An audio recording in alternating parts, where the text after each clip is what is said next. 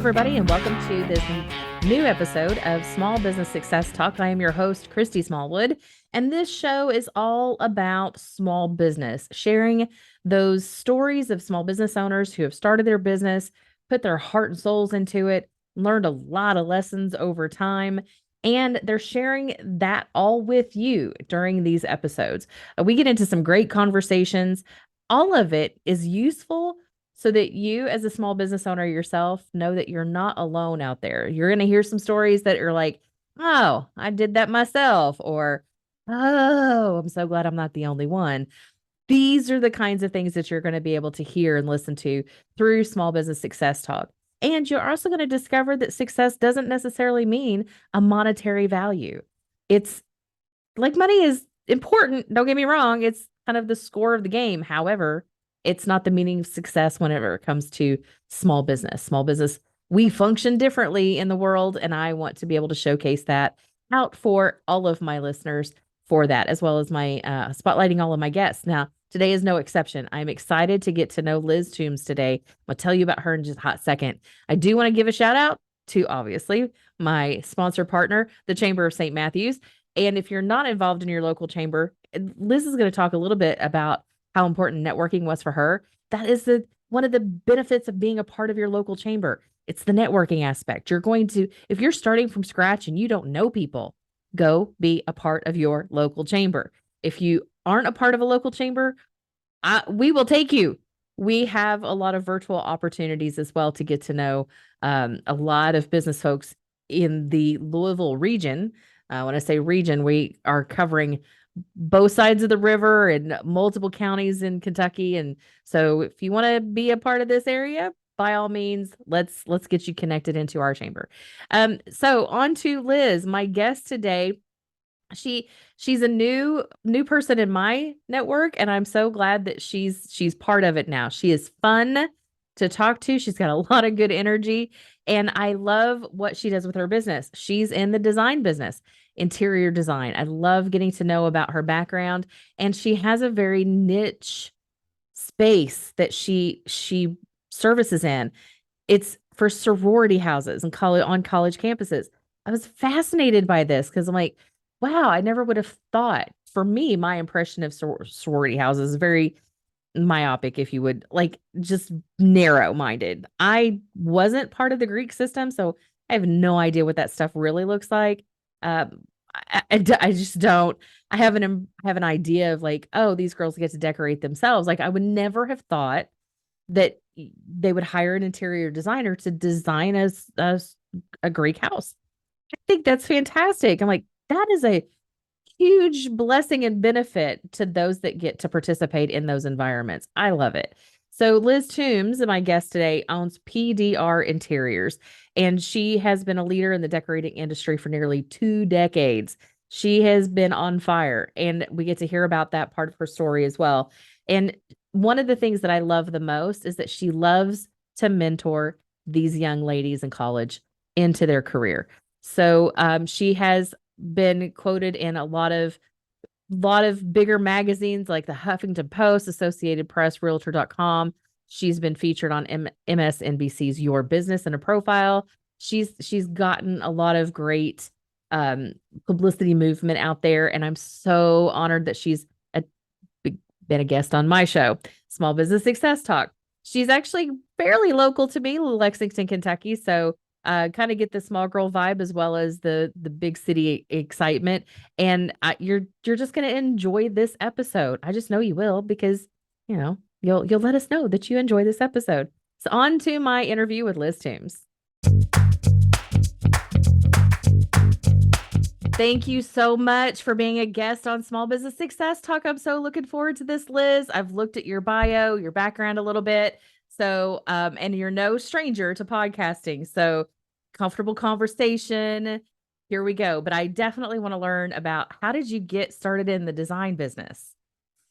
Well, it depends on how far back you want to go. But as far as from schooling and then beyond, I went to college and studied textiles, merchandising, apparel, and textiles. So it had a little bit more of a focus on attire and kind of storefront merchandising. But I knew I always wanted to take it towards home textiles. And so when I graduated, as it is, when you get out of college, you're just trying to find a job, just Right. something in your field, as best as you can. So I actually got into sales for a countertop manufacturer here in Lexington, where I live, and just started to get my feet wet and just understanding sales. All of my customers were contractors, homeowners, designers. So we did a little bit B2B and then B2C as well. So anyway, so it turns out one of my designer customers, she ran a franchise. And so I approached her about going to work with them. And she said yes. So I got into that field. Oh gosh, I guess that was probably like 2007 at that point. I did my certified interior decorators coursework. And then after the recession, in '09, that business closed up, and then I went out on my own and started PDR Interiors, and here we sit. Nice. So you started your business in a recession.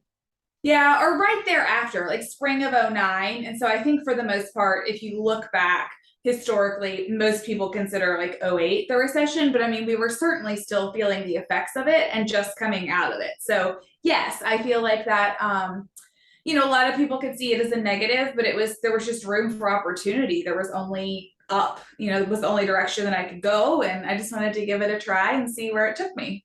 That's 2009 is whenever I got the opportunity to go find something new to do with my life Yes.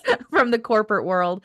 And so I actually took the year I freelanced and just transformed and took those opportunities. Like you said, it's opportunity if you look at it that way. Even Yeah. during, like, everybody's not everybody, it's the blanket. Everybody may be like freaking out about a recession now, but I'm like, there's Yes. so much opportunity. We were pushed into making change in 2020. Like, nobody wanted to make change happen like that. But Yeah. if you so what was it about you? Now I'm curious. We're going to go a little deeper on this one already. What Okay. what is it about you, Liz, that made you say, you know what, this is an opportunity? Oh, I can't take any credit for it because Liz was terrified at the thought of doing that. My husband was the one that was like, I don't understand. Like, you've been doing this for a couple of years now. You totally know what you're doing. Why not just give it a go and try it on your own? I've been working as an independent contractor. And so, if you know anything about that, in a lot of ways, you are your own business owner, whether you are or not. And so, you're freelancing, I guess, is a better way to say that. And so he was like, I think just go for it, just try it. And so I did. And as he likes to say, my first answer is always no, because I just know I couldn't imagine what that was like, or no, I think that's too risky. And then I came around to it, warmed up to the idea, and I'm glad that I did. So, a solid support system, Yes. Yep. having somebody there to help encourage you to take that risk, step out and do Yeah. it, even when the world looks like it's not the best. There's never great timing, honestly, to start a new business or have babies or do anything big in your life. That's what I was going to say. Yeah. Like, if you wait for the perfect time, as the saying goes, then you're never going to do it. Mhm. So you just have to just give it a go and try it. And Billy Toombs is a wonderful support system. He's a great life coach and therapist, as well as a husband. So he's kind of all that stuff rolled into one for me. Nice, nice. Well, congratulations on finding that catch. Thank you. Okay, so started your business during a recession, PDR Interiors. So tell us a little bit about your business and what do you love most about being in that business? Oh gosh. Okay. So about the business, most of our work now is focused in the Greek housing market. And by Greek, I don't mean the nationality. I mean sororities and fraternities. So within the collegiate system, we work on sorority houses. Specifically, that's our focus. We have helped some men's facilities as well. But that's something that came about probably in 2010 or 2011 thereabouts. I worked on a fraternity, got referred to a sorority, and then it just sort of snowballed from there. I was Greek in college. So I understand the system. Actually, no one else on my team was or is Greek, but they understand enough about design that doesn't matter. So anyway, that's just something like a niche market that we have created over the last 10 years. We still work with residential homeowners as well. We have a really great crop of repeat clients that we've been so fortunate to work with over the years.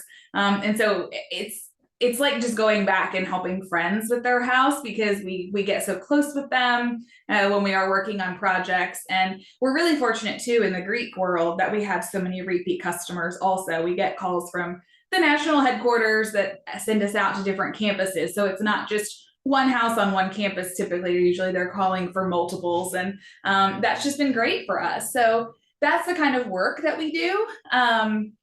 All of my staff is remote.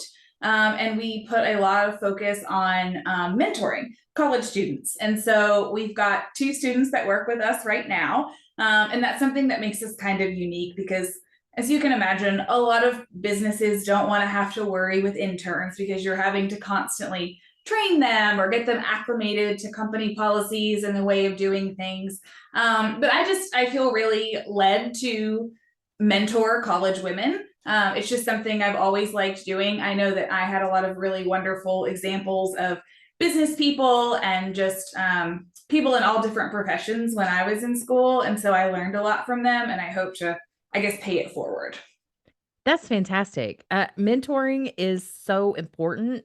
I mean, it's kind of one of the reasons I even started this show was so that we could digitally mentor each other in small business Yeah. because there's so much that we miss. Yes. You're right. And I think as a small business owner, you tend to feel like you're on an island. And so Uh-huh. whatever issue or challenge, or maybe it's not even a bad thing, but just whatever you're facing, you're like, oh gosh, like who do I talk to about this? Or like no one else has dealt with this. And then I think the more I'm involved in some business coaching with other designers, and every time we get together as a group, like on our weekly call, I'm like, oh my gosh, like thank goodness I'm not alone in this. And it's so helpful to hear from other people how they've approached things. So kudos to you for trying to create that community. Yeah, it's always fun for me. I have a series segment within the show called Marketing Mavens where I get Yeah. 3 other marketers around the table with me.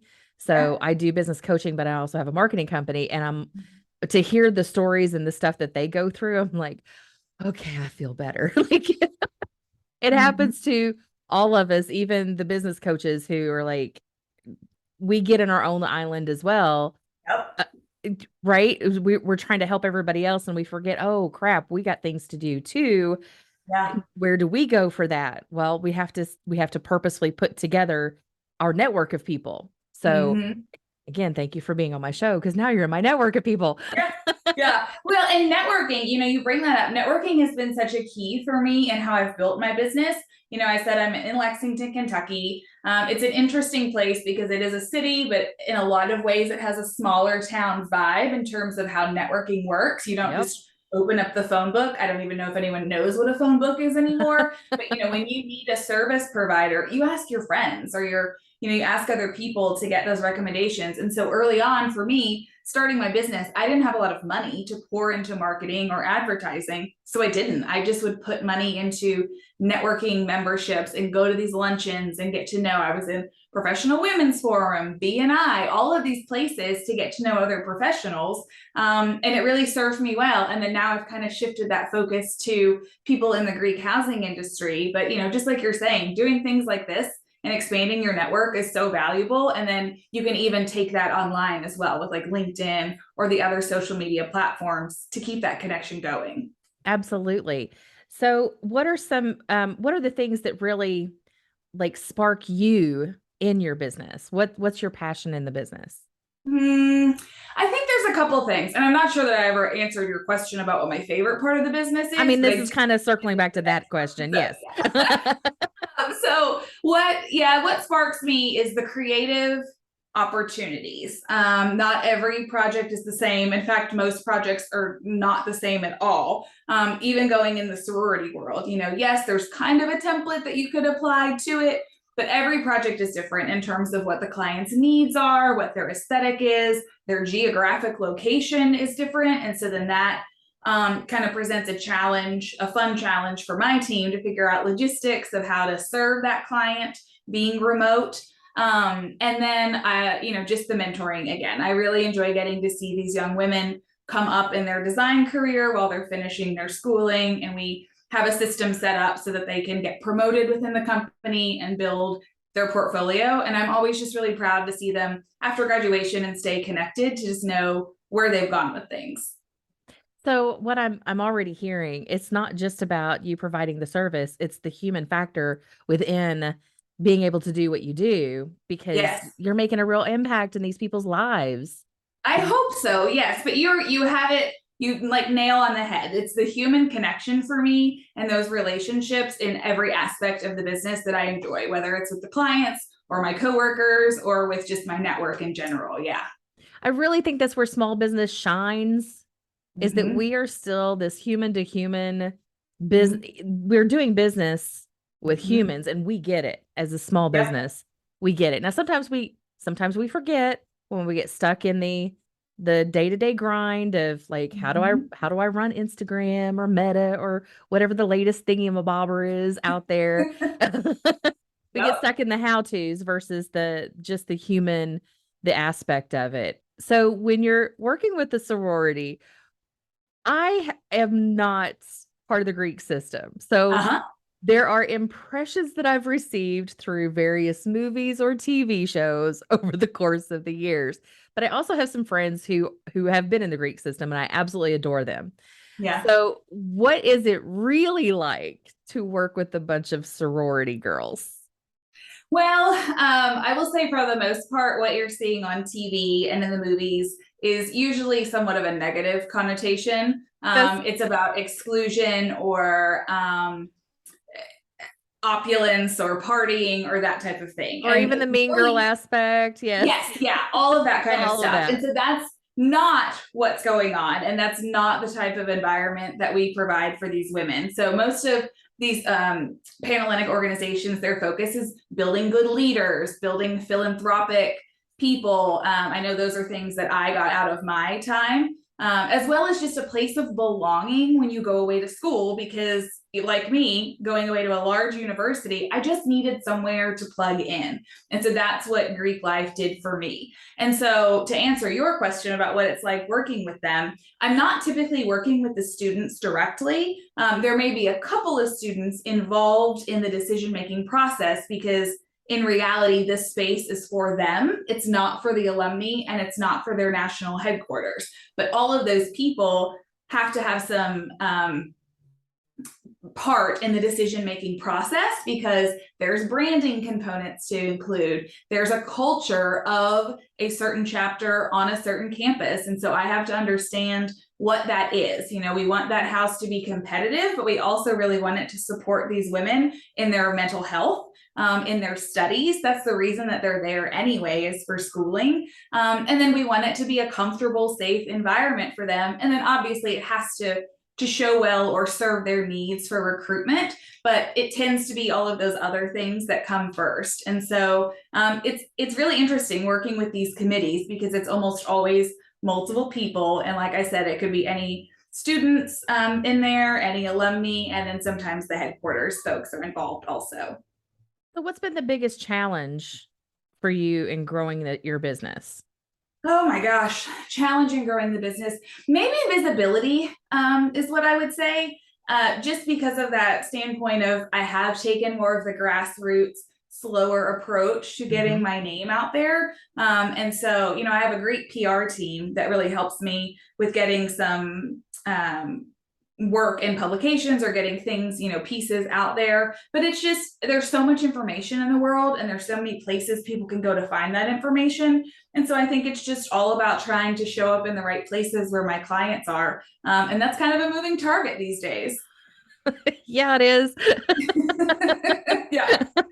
Just when you think you get it figured out, they move on to Mhm. somewhere else, and you're like, Mhm. man, Yeah. okay, Or the algorithm changes. Something's always going on to keep you on your toes. girl, don't get me started on algorithm changes. Yeah. Yeah. Oh, yeah, the data I once had just in June, I no longer get now. I'm like, I'm not happy about this. Like that piece of information was very important for my clients and now Yeah. I can't have it. So I'm like, okay. That was a bad day. There was also a day, so side note, funny Yeah. story side note now. I do online courses as well. So I've created Mhm. some and I was really deep into doing some of these how-to courses for my clients to walk them through how to use Pages Manager for Facebook. So this is only a few years ago. Pages Manager, not Business Suite, not Meta. This is 3 stages prior. I Yes. did Pages Manager how to, and it took me about an hour, and I had it ready. I had it edited. I had it ready to launch for my clients. And not even 2 days later, they changed it to Business Suite. Oh my gosh. Yeah. Yeah, yeah. That was a fun day around here. Uh, I shut everything down for the day. I had to go walk in nature for a while to let off that kind of steam. I was like, that was not nice. Not yes. even close. And you have no control over that, and you have Nope. no warning that it's coming. And so, yeah, that sounds terrible. It was not a fun, like I said, not a fun day. But it was also a very good learning lesson in the fact that, as you create more visibility, one of the things to do is how are you keeping those that you have collected in your audience, and that is your email, that is your own CRM, your management system. Are you keeping them close to you that you're having that conversation internally with your people? And so internally means your email. Like email still works Yeah. and you get to control all that. Nobody can take that away from you. Your website, your email is still your stuff Mhm. versus Facebook, Instagram, TikTok, LinkedIn, all of that stuff is Yes. under their control. So I'm like, Yes. always have a hub to keep your stuff. Yes. So it's interesting. I don't follow a lot of influencers, and it's just I'm trying to keep myself from scrolling all the time, and I don't need any help spending money. So I try not to follow too many, but there is one influencer that I follow. She used to live in Lexington. She's moved to Indianapolis, but she was saying that. She was saying she was kind of coming to this point about, do I just go back to really focusing on a blog and an email list so that I'm not just giving the social media platforms all of my content and then they're able to control what happens to me. Like I think I want that control back in my hands. And I was like, well, that makes some good sense. But I feel like we're all just kind of in this trap that we're, I got to be on TikTok. I got to Yep. go do all of this. And then whatever the newest thing is they want us to make, we gripe about it, but then it's kind of like puppeteering because we're going to do it anyway. You're not wrong. Yeah. And that's a huge challenge when it comes to marketing. So it's Yeah. it's just and how to keep up with all of the nuances and the details so that you can gain that visibility that you're so desperately needing to be able to Yep. grow the business. And so Mm-hmm. it's a balancing act over there. I get that challenge Yeah. wholeheartedly. Understand that one for sure. Yeah. So what's been some of your favorite projects? Oh my gosh. This question, I always hate it because it's really probably going to depend on the moment and what I've finished most recently, because that's the most heartwarming to me because I've gotten to see the transformation and see the smiles. And so right now, because of that, I just came away from a sorority headquarters that I had the pleasure of helping them renovate in Indianapolis. And this weekend, I got to go to their dedication, which happened to fall on their Founders Day. And I hate to say this, but I got tears. I got happy tears. And so that means a lot to me to get that from the end users because I had a vision of how I wanted to execute the client's vision and they don't know it, but everything that they said back to me that I did in that space made it timeless, made it classy, but also made it modern. I mean, like I could cry myself because I was like, oh my gosh, like that was like what I was going for. So that's probably been one of my favorites to date. Awesome. I love hearing good stories about the results that you get to see in your business. And Yep. again, you're changing lives. Like these people get to live in the space that you designed. That's Yes. fantastic. Yes, and it's different for the sororities than residences because obviously, if I'm doing someone's home, I'm interacting with them on a more personal level, and they're typically there on install day. When we're doing these Greek houses, these students are typically away for the summer, and so I don't always get to see what their reaction is when they come back. Oh, And so, I mean, it feels like I'm saying like I need all this validation, but sometimes it's just nice to know that we are making a difference. And so any of those little happies are always really beneficial for me and my team. And we feel like we're in the right line of work when we get that. I mean, it's exciting. It's exciting to see people gush over what you've just produced. I Yeah, mean, it is. they're going to be very excited to be there, I'm sure. Okay, so Yeah. you mentioned that you only follow one influencer. Yes. Who else, though, in your life? You've mentioned your husband being a good Yes. support system. Who else has been a good influencer for you? And it doesn't even have to be a digital, like social media influencer. Like, who has mentored you? Who has meant something to you? Like, who's that person for you? Okay, so I would go back to childhood and I would probably say my granddad. So that's my dad's dad. He was in real estate when I was a child. And I think a lot of that exposure to homes really sparked my interest in this Ah, career. So I'd say yeah. he's kind of the OG influencer in my life. And then of late, probably in the last 10, 12 years, I have a client, love her heart. She's 90. She has a horse farm here in Lexington, and we have worked together on her home over the years. And annually, my team has decorated for Christmas for her. And it's like over the top, just so elaborate. And she's been lovely to get to know. She and her daughter are amazing businesswomen. They have just triumphed in so many ways in their life. And I just really admire those two. She's become like an additional grandmother to me, but also they're just very good friends. And so, on a personal and a professional level, they have really influenced me greatly. I love that. Oh, and I bet that's got to be a magical design for Christmas. And like, if Yeah, you just, as a designer, you're saying over the top, I'm like, it's got to be one of those, it's cozy and grand at the same time. It's got to it be. is. It is. And every year it's something different. And, we get together and we brainstorm what it's going to be. And then she just says, you all go to town and get this done. And it just makes her so happy. And so that's so wonderful for us to get to see how much it means to her to have that warmth of Christmas and just to get that to celebrate in her own home. That's exciting. That in and of itself could be a whole niche, but that's exciting. I Yes, love yeah. that I'll part of tell it. you, my back can't take all the Christmas decorating because eventually crawling under the trees and fluffing all the garland, it's gonna get me. So I can only handle so much. This is when you bring in your interns and you mentor them. Yes, I need young, spry people. Okay, so what out of your influencers or even just out there in general, what has been the best piece of advice you've ever received? Gosh, I feel like I gotta think on that one. The best piece of advice I have ever received.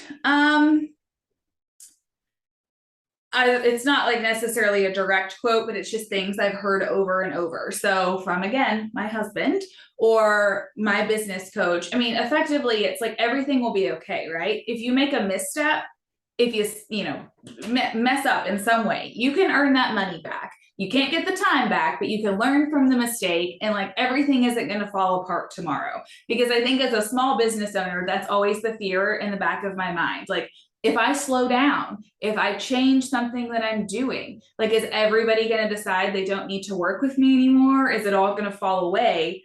And so I'm kind of in the process of learning, okay, they're right. Like a mistake is really not that detrimental. It's going to be okay. But I think that's something that just comes with experience and understanding over time. Practice, practice, practice. Uh-huh. Uh-huh. And it's really hard to practice, isn't it? Yes, absolutely. So based on because you've been in business for a while now on Yes. your Yeah, own and 13 years. yeah, congratulations. Like you've hit over the 10-year mark. You're in it to win it for life at this point. You're still hoping, yeah. So over the course of your years and all the challenges and all the fun things that you've been able to do, what advice would you give others? Like you're a mentor also, so you're good at giving advice, I'm sure. But what advice would you give other small business owners out there? What comes to mind first is leave the ego out of it. It's really easy to want to go after like the vanity, publicity, or make yourself look bigger than you are. But just I think slow and steady wins the race. And I think just being human, again, back to that factor, just be a person, just be real in whatever industry you're in, and that will attract people to you. That will attract the clients that you want. And it doesn't have to always be, whoa, look at me, or, in my world, like designers will tend to do show houses, or they want to write a book, or those types of things. And those things are amazing. But also what you realize in the background is those things may not be making you money, and they may not equal clients. And in the end, that's really what your goal is in business. Like, I know I look at my business as the way to support my lifestyle and what I want for me and my family. And so anyway, that's just kind of where I go with it. No, I love that. I love that. Both the authenticity and focus on what you want your business to produce for your life. Yeah. These are things I talk to you about with my clients as well. Like Yeah. how do you know you are living your authentic self, Liz Toombs? Oh gosh. I think when I feel relaxed in whatever I'm doing, like I'm comfortable talking to the client. I tend to like sing and dance a lot. And so if I get real sing-songy when I'm like talking to them or installing something, I know I'm being pretty authentic. And I don't want to be a workaholic. So my nights and my weekends are very sacred to me, and that time with family and friends. And so if a project is making me question if I'm going to have that time available, then it's probably not the project for me. It really takes a lot for me to give up that time. And so I try to express that in a way that doesn't sound crappy to potential clients. But Sure. if that doesn't work for them, then we're probably not a great fit. And so that's something, again, I've had to practice a lot over the years. And sometimes I feel like I'm giving something up, but in the end, I know I'll be super unhappy if I'm not getting that downtime as a creative to just recharge, and then just as a wife and a friend to be with the people that I love. I am loving this conversation, but I have one last question for you. Okay. Yeah. What does success mean for you? I think it means being creatively fulfilled. And by that, I mean having projects that I love, that are exciting to work on, somewhat challenging. And then also just having that time that I want personally to be a human. My team, we just worked on our values this week. And one Love of the it. first things we did was the first value is be human first. And it's in relation to work does not overrun everything else. We are humans. We recognize our clients are humans. And so anyway, that clearly is a big theme for me, as you can tell through our conversation. But I think just feeling like work isn't everything, but when I am doing my work, I want to be creatively fulfilled with it. I love it. And Liz, I can tell that you're super successful. Well, you're very kind. I am proud of my progress and really proud of what I've built over 13 years, and hope that I can continue to do it for a long while.